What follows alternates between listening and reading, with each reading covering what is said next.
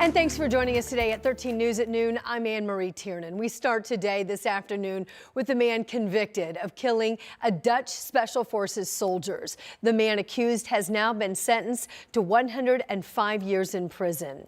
It was just last month that the jury in the case found 22-year-old Shamar Duncan guilty of murder, attempted murder, and aggravated battery for shooting 3 Royal Netherlands Army soldiers here in Indianapolis in August of 2022. Duncan testified in court that yes, he fired at the soldiers who were standing outside their hotel after a disagreement with them. 26-year-old Simi Poitsimo was killed in the shooting. Our 13 News team was in courtroom today for that sentencing that was handed down. We were also there for the verdict. We'll bring you more updates on this case today here on 13 News starting at 4 o'clock. Also right now at noon, we are following IMPD's investigation. This is on the west side after one person died in a crash there early this morning.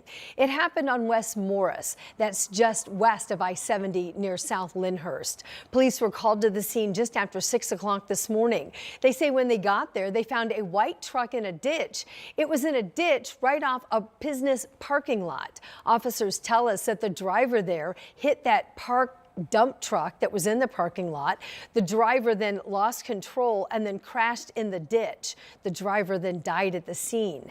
They believe that the person who died there also worked at this business. Now investigators are trying to determine if perhaps a medical emergency preceded that fatal crash.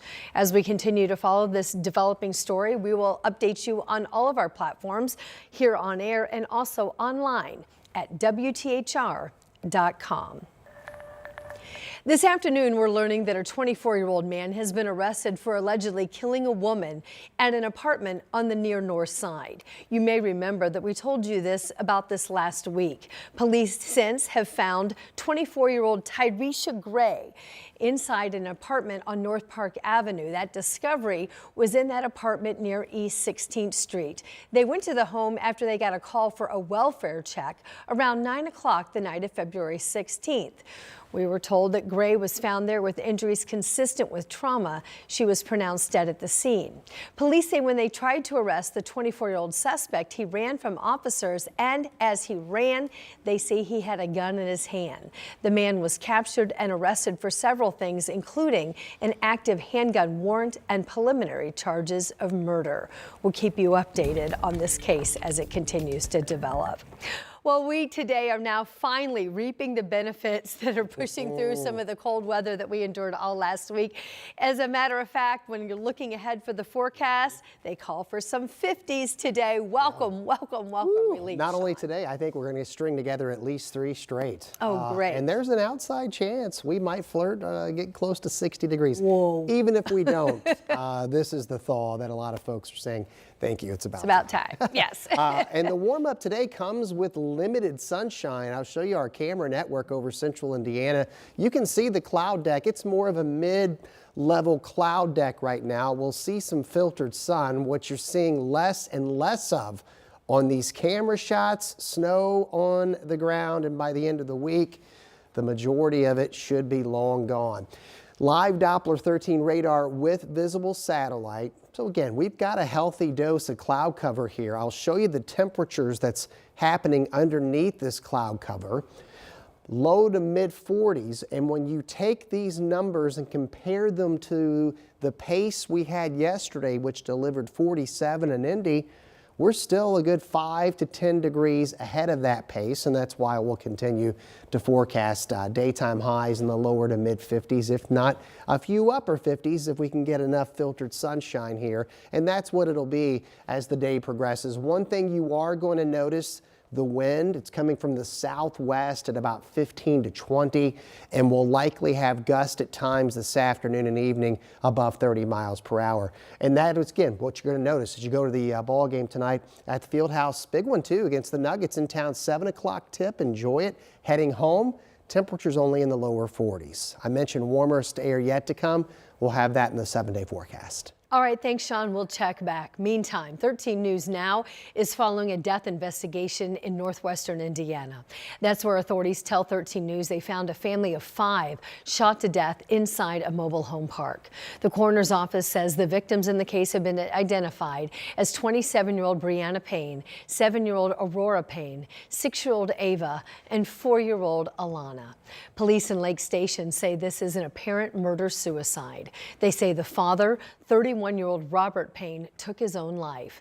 Sandy Goodman lived next door to the family. She says she could barely sleep thinking about how terrified those little girls must have been. And I knew there was something weird because the cars weren't moved, and they go every day. When they went in and came back out, I'm like, oh my gosh, something really bad happened. Police were called to the home to do a welfare check on Friday afternoon. After getting a search warrant, they went inside, and that's where they found that family dead inside the home. Right now, on the west side, there's a wave of vandalism that's hurting businesses, homes, and churches in Hawville. Neighbors told our Marina Silver they want it to stop and they need help. This wall of graffiti painted on the wall of a church on 10th and Winfield. It's just one of the multiple spots hit by vandals. We don't know who's doing it. Algin Williams has lived in Hawville for 30 years. My children, 9 out of 10, went to school out here. I went to school out of Hawville to Ben Davis, and my church is right down the street. Now retired, he's part of the West Side Community Development Corporation. That organization, one of several, now pushing for change and accountability for these crimes. I got some understanding of what graffiti does to the community and what it could be saying or what it could not be saying. You know, I don't interpret graffiti. That's not what I do, but I know it's ugly. Even churches got tagged. You know, whoever's doing it, we feel like they need to stop, especially when they begin to deface our places of worship. I think it's very disrespectful for any profit. Williams says people take pride in their community, and the graffiti brings that down. It's hard to try to sell a house when people riding around see all kind of graffiti. That turns them off. He doesn't want to see people go to jail for it. Let them pay for the paint and go and paint the building. Williams, along with many others, want to see the defacing of property gone. In Hawville, Marina Silva, 13 News.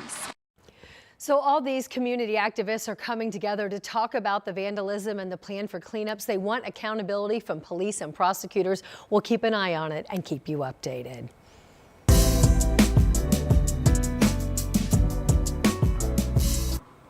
The Universal Ministries Worldwide Assembly presented the annual Black History Month Service Awards and celebrations over the weekend. This is a tradition, in fact, the 17th year for the awards here in Indianapolis. Organizers say this is really a great chance to honor people who make major contributions to the Black community and to the city as a whole. It is an honor today to say thank you and to celebrate those within our community that come from the political arena, the church arena, sports, you name it. Those that have given so much to this community, because community service and community outreach is a major focus of the church as well as discipleship. So some of the honorees this year include State Senator Lakeisha Jackson, IPS Superintendent Dr. Alicia Johnson, and IMPD Sergeant William Young. Congratulations. Young Black authors also celebrated over the weekend. Indy Reads welcomed 6 published authors between the ages of 6 and 14. Yep, some kiddos getting it done. Their books tell various stories, from a whale worried about a doctor's appointment to helping young kids understand money. One author's mom says she saw writing as a way for her son to learn important skills.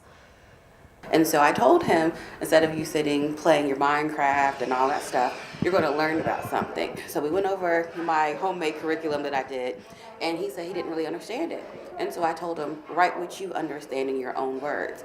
And so that's kind of how the book came about, is him putting it in his own words so that other kids can actually understand it too. Love it. The authors even got to read their books to an audience and answer questions afterwards in a panel discussion.